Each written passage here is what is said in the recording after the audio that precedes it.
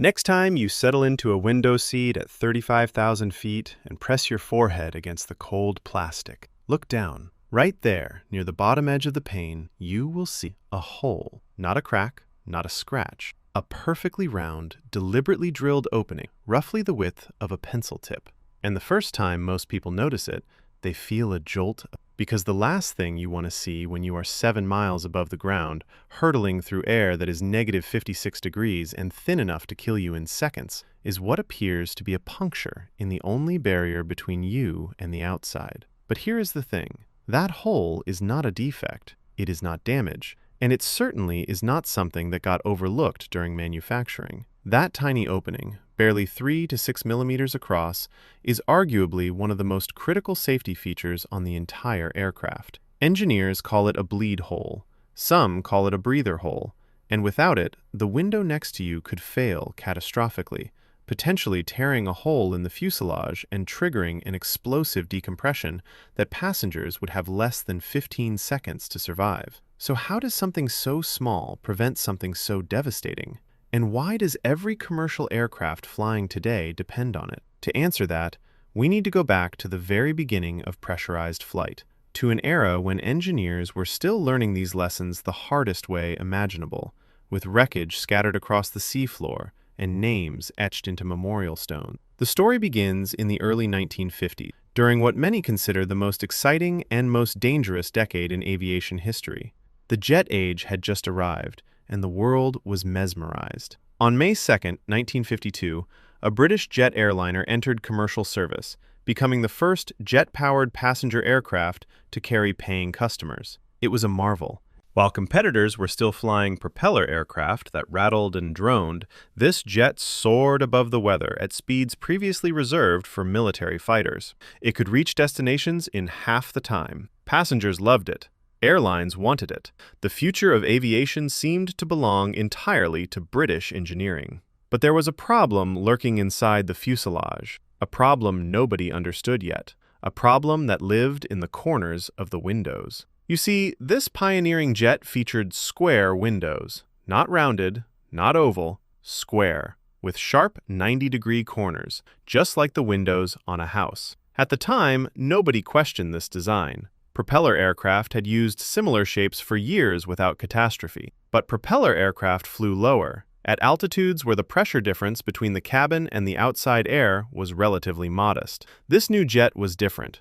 It flew much higher, at altitudes above 36,000 feet, where the outside air pressure plummeted to a fraction of what it is at sea level. To keep passengers alive and comfortable at those altitudes, the cabin had to be pressurized, pumped full of air to simulate conditions at around 6,000 to 8,000 feet. The result was an enormous pressure difference, roughly 8 pounds per square inch pushing outward against every inch of the fuselage skin. That might not sound like much, but consider a single cabin window. A typical passenger window measures about 10 inches by 14 inches. Multiply 8 pounds per square inch across that surface area, and you get roughly 1,100 pounds of force pressing outward through each window, over half a ton, pushing relentlessly, on every single window, on every single flight. Every time the aircraft climbs and descends, the fuselage swells and contracts like a lung breathing in and out, and every breath sends stress rippling through the metal skin. Now here is where the geometry becomes lethal. When stress flows through a curved surface, it distributes itself relatively evenly. But when it encounters a sharp corner, something dangerous, the stress does not flow smoothly around it. Instead, it concentrates. It piles up at the corner the way water piles up against a dam. Engineers call this phenomenon stress concentration. And at a sharp 90-degree corner, the stress can multiply by a factor of 2 or even 3 compared to the surrounding material, which means that while the fuselage skin might be handling 8 pounds per square inch, the metal at the window corners could be enduring 16, 20, even 24 pounds per square inch. And it endures this punishment on every single flight cycle. Climb, pressurize, cruise, descend, depressurize, again and again and again. After enough cycles, something invisible begins to happen. The metal starts to crack. Not dramatically, not visibly, microscopically. Tiny fractures, far too small for the human eye to detect, begin forming at the points of highest stress. And with each pressurization cycle, those cracks grow, fractionally, silently. This process is called metal fatigue, and in the early 1950s, it was barely understood. Engineers knew that metal could break under a single, overwhelming load. What they did not fully grasp was that metal could also break under thousands of perfectly normal loads, each one harmless on its own, but cumulatively devastating. It was like bending a paperclip back and forth. No single bend snaps it, but eventually, the metal gives way entirely. And that is exactly what happened. On January 10, 1954, a flight carrying 35 people departed from Rome, bound for London. 20 minutes after takeoff, at roughly 26,000 feet, the fuselage ripped open. The pressurized cabin exploded outward. The aircraft disintegrated over the Mediterranean Sea near the island of Elba. Every person aboard was killed. There were no survivors, no distress call, just a transmission that cut off mid-sentence. Italian fishermen pulled bodies from the water. Investigators recovered what wreckage they could from the sea floor, and for weeks, nobody understood what had happened.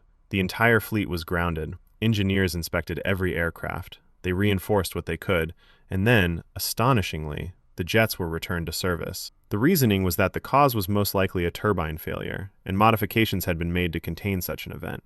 But less than 3 months later, on April 8, 1954, another jet of the same type departed from the same airport in Rome. 33 minutes into the flight, at roughly 33,000 feet, it too disintegrated. 21 more people died. The fleet was grounded permanently this time. What followed was one of the most important investigations in aviation history. British authorities launched an unprecedented effort. They retrieved one of the remaining airframes and placed the entire fuselage inside an enormous water tank at a research facility in Farnborough. Then they began cycling the pressure, inflating and deflating the cabin, simulating flight after flight around the clock 7 days a week. After the equivalent of roughly 3,000 simulated flights, the fuselage cracked, and when investigators examined the fracture under a microscope, the answer became horrifyingly clear. The crack had originated at the corner of a window opening in the roof. The sharp corner had concentrated stress until the metal fatigued, cracked, and catastrophically failed. The pressurized cabin had done the rest, blowing the fuselage apart like an overinflated balloon. This discovery transformed aviation forever. Within years, every aircraft manufacturer in the world had switched from square windows to rounded ones. Oval or circular shapes distribute stress evenly, eliminating the dangerous concentration points that had destroyed those early jets. And this single change, rounding the corners of a window, probably saved more lives than any other design modification in the history of flight. But the lessons from those disasters did not stop at the shape of the window. Engineers also had to rethink what the window itself was made of and how it was built. Because the window is not just a view, it is a structural seal against an environment that is actively trying to kill everyone inside the cabin. So here is where we get to the modern airplane window and the engineering behind that tiny hole. If you assume the window next to you is a single pane of glass, you are wrong on both counts. It is not a single pane, and it is not glass. A modern commercial aircraft cabin window is actually a system of 3 separate layers, each made from a stretched acrylic material, far lighter and more impact-resistant than glass. Some manufacturers use polycarbonate for certain layers, but acrylic remains the dominant material. The outermost layer is the structural pane. This is the heavy one, the strong one. It sits flush against the fuselage skin and is designed to bear the full pressure differential between the cabin and the outside atmosphere. At cruising altitude, that differential is typically around 8 pounds per square inch. Across the entire surface of a single window, that translates to roughly half a ton of force pushing outward. This outer pane handles all of it, every second, for every flight, year after year. The middle layer is the fail-safe pane. It is nearly as strong as the outer pane, and it exists for one reason only: redundancy. If the outer pane ever cracks or fails, the middle pane is there to take over, maintaining the pressure seal and keeping the cabin intact. Think of it as a backup wall. You hope it never has to work, but if it does, it could be the difference between a controlled descent and a catastrophe. The innermost layer is the thinnest. This is the scratch pane. It protects the structural and fail-safe layers from passengers, from elbows, fingerprints, children pressing their faces against the view, baggage being stuffed overhead, food trays being swung around. It is sacrificial by design. If it gets scratched or cracked, it can be replaced cheaply without affecting the safety of the window system. Now here is the critical question. If the outer pane is supposed to bear the pressure, and the middle pane is supposed to be a backup, how do you make sure the outer pane always carries the load under normal conditions? How do you prevent the pressure from distributing itself evenly across both structural panes, stressing them both simultaneously and potentially weakening both at the same rate? This is the problem the bleed hole solves. The bleed hole is drilled into the middle pane. Just one tiny opening, typically positioned near the bottom of the window. And what it does is elegantly simple. It allows air to pass slowly between the cabin and the gap between the middle and outer panes. This means the air pressure in that gap stays equalized with the cabin pressure. So the middle pane has essentially the same pressure on both sides. It experiences almost no pressure differential at all. It just sits there, unstressed, waiting. Meanwhile, the outer pane faces full cabin pressure on its inner surface and the thin atmosphere on its outer surface. It carries the entire load alone. This is intentional. This is the design. Why is this better than sharing the load? Because if both panes were carrying the pressure simultaneously, they would both fatigue at roughly the same rate. They would both develop microcracks on a similar timeline, and a scenario could arise where both panes weaken enough to fail at nearly the same moment. That would be catastrophic. Instead, by forcing the outer pane to carry everything, engineers ensure that if fatigue ever becomes a problem, it develops in one predictable location, the outer pane. And if the outer pane ever cracks, the middle pane is sitting there fresh, unstressed, and fully capable of taking over. The bleed hole ensures that you always have a pane in reserve, a safety net you never see working, but that is always ready. But the bleed hole does something else, too, something you can actually observe during a flight. Have you ever noticed that airplane windows sometimes fog up near the edges, but rarely become completely opaque? That is the bleed hole at work. By allowing a tiny amount of air to flow between the panes, it regulates moisture. Without that airflow, moisture from the warm cabin air would condense in the gap between the middle and outer panes, forming fog or even frost that passengers could never wipe away because it would be trapped between sealed layers. The bleed hole prevents this by continuously venting moisture, keeping your view of the clouds clear.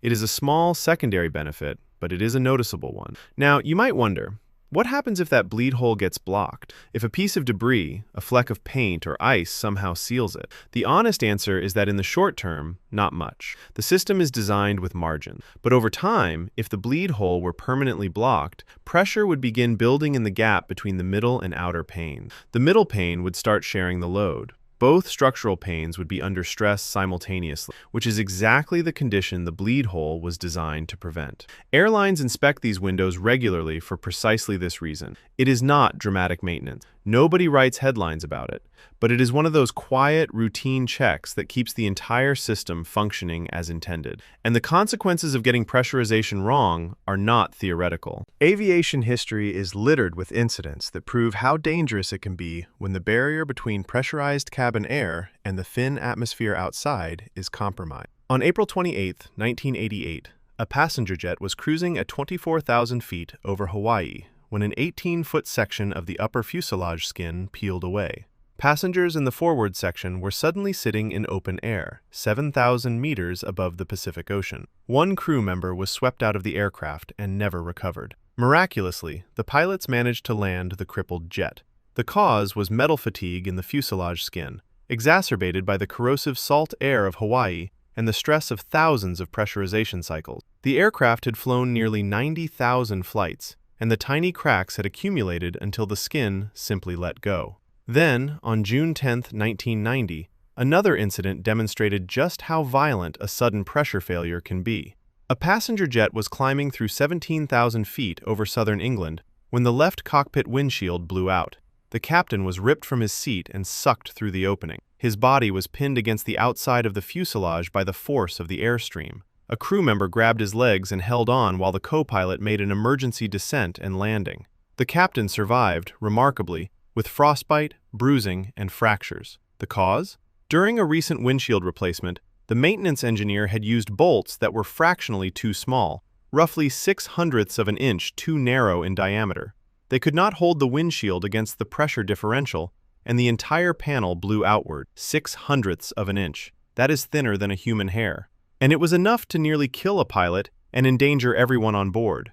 This is the world airplane windows exist in. A world where fractions of an inch determine life and death. Where 8 pounds per square inch, a pressure you would barely notice if someone pressed it against your palm, becomes a lethal force when applied across the surface area of a fuselage, and where a hole, smaller than a pencil eraser, quietly keeps the entire system balanced. There is something almost philosophical about the bleed hole when you think about it in context. Aerospace engineering is an industry obsessed with strength, stronger materials, stronger joints, stronger structures. Every instinct says that to make something safer, you make it tougher.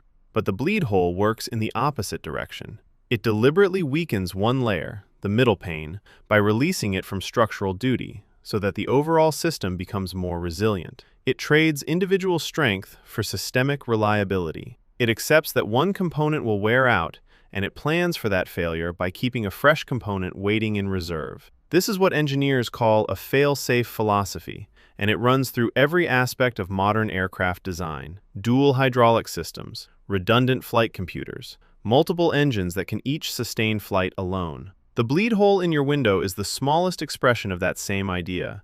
If one layer fails, the next one is ready, always. And that is what makes the history so important to understand. Because every safety feature on a modern aircraft exists because something went wrong first. Round windows exist because square ones killed people in the 1950s. Triple-layered panes exist because single panes were not reliable enough. Bleed holes exist because engineers realized that sharing the load between two panes was actually more dangerous than giving the entire burden to one. Every feature is a scar from a lesson learned the hard way. So the next time you lean toward that window at cruising altitude, take a moment. Look at the shape.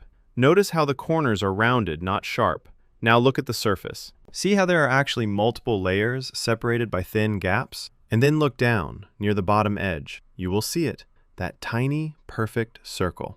It is not leaking, it is not broken, it is working, quietly, invisibly, holding the balance between two worlds that want nothing to do with each other. The warm, pressurized cabin where you sit comfortably watching the clouds, and the frozen, near vacuum just inches away where no unprotected human could survive for more than a few seconds. 8 pounds per square inch wants to tear that window out of the fuselage on every flight you have ever taken, and a hole the size of a pinhead is part of the reason it never does. That is not a flaw.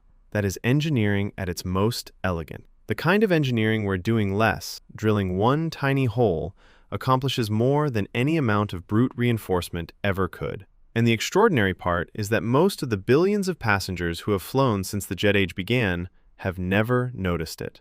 They lean against the window, they take photographs of sunsets at 35,000 feet, they fall asleep with their temple resting on the plastic, and they never once consider the possibility that this thin, transparent barrier is the only thing standing between them and instant death. They do not think about the 3 layers. They do not think about the pressure. They do not think about the lessons paid for in wreckage and lives lost decades before they were born. And honestly, that is exactly how it should be. Because the whole point of brilliant engineering is that you never have to think about it. It just works, silently, perfectly, flight after flight after flight.